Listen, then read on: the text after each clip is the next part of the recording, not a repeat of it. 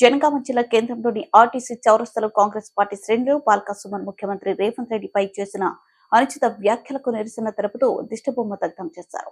ఈ కార్యక్రమంలో కాంగ్రెస్ పార్టీ నాయకులు కార్యకర్తలు అధిక సంఖ్యలో పాల్గొన్నారు.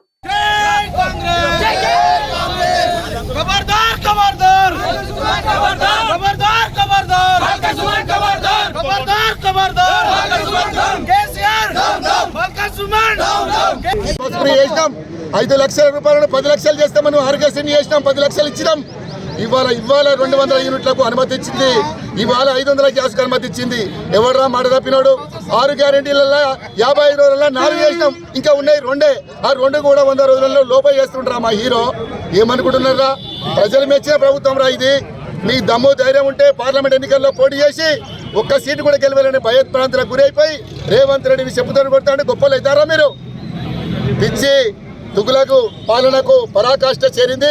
తెలంగాణ రాష్ట్ర సమితి అనేది భారతీయ రాష్ట్ర సమితి అనేది తెలంగాణలో మీ నూకలు చెల్లాయి.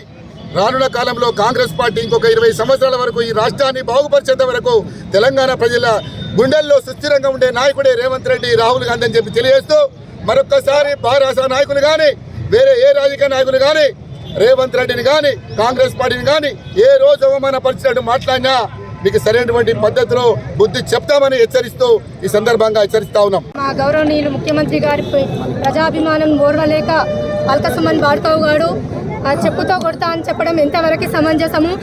అధికారం కోల్పోయిన మత్తులో మత్స్థిమితం కోల్పోయి ఉండి పిచ్చి కుక్కల్లా మొరుగుతున్న భరాసా నాయకుల్లారా, ఈరోజు మేము మహిళా కాంగ్రెస్ తరఫున చెప్పు తీసుకొని కొడతామని డిమాండ్ చేస్తున్నాం.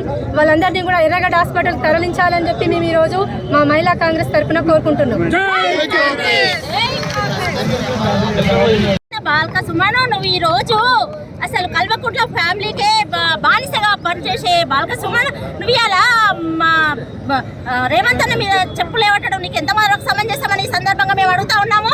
అసలు నువ్వు ఏం చేసినావని, అసలు నువ్వు నీ ప్రభుత్వము అసలు మీరంతా కూడా కల్వకుంట్ల ఫ్యామిలీకి బానిసలాగా పనిచేసే మీరు ఇవాళ రేవంత్ అన్నను అనే అర్హత మీకు ఎక్కడిదని ఈ సందర్భంగానే తెలియజేస్తా ఉన్నాను. మరి మీకు బాల్కా సుమన్ బాడకావుని ఒకటే మాట అడుగుతున్నా, నువ్వు ఏమన్నా పథకాలు అమలు కాకపోతే నీ సీఎంని అడిగినావా? నువ్వు ఇంతవరకు నీ సీఎంని అడిగినావా? ఇవాళ నువ్వు మా రేవంత్ అన్న అడగడానికి నీకు అర్హత లేదని సందర్భంగా తెలియజేస్తా ఉన్నాను.